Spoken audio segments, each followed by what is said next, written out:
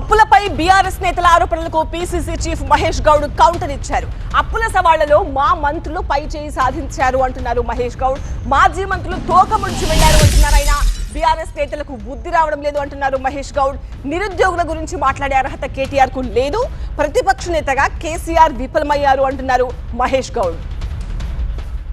సవాళ్లను పక్కన పెడితే సెక్రటరేట్ పోతే చీఫ్ సెక్రటరీ ఆఫీస్లో మీకు లిఖితపూర్వకంగా రికార్డు ఉంటుంది.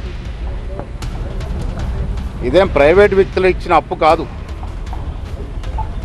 ఇది ప్రభుత్వ సంబంధించిన బ్యాంకులు వివిధ ఏజెన్సీల నుంచి వచ్చిన అప్పు కాబట్టి స్పష్టంగా రికార్డ్స్లో ఉంటుంది.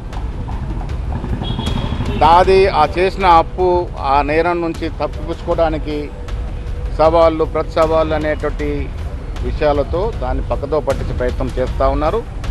మా మంత్రి గారు స్పష్టంగా గణాంకాలతో సహా ఎంత అప్పు చేశారో 10 ఏళ్ళలో ఇచ్చారు. అది ఫ్యాక్ట్, అది ఆన్ రికార్డ్. మీరు అప్పు తెచ్చారు, రాష్ట్రాన్ని అప్పుల పాలు చేశారు, పలాయనం చిత్తగిచ్చారు. ఇలా ఆ అప్పుని మా ప్రభుత్వం, మా ముఖ్యమంత్రి, మా మంత్రివర్గం కడతా ఉంది. భారం ఎవరి మీద పడుతుంది? సామాన్య ప్రజల మీద పడుతూ ఉంది. మీకు దూరదృష్టి లేకుండా, ఒక విజన్ లేకుండా ఇబ్బంది ముబ్బడిగా అప్పులు తెచ్చారు. ఇవాళ కట్టడానికి ఇబ్బంది పడుతూ ఉంది.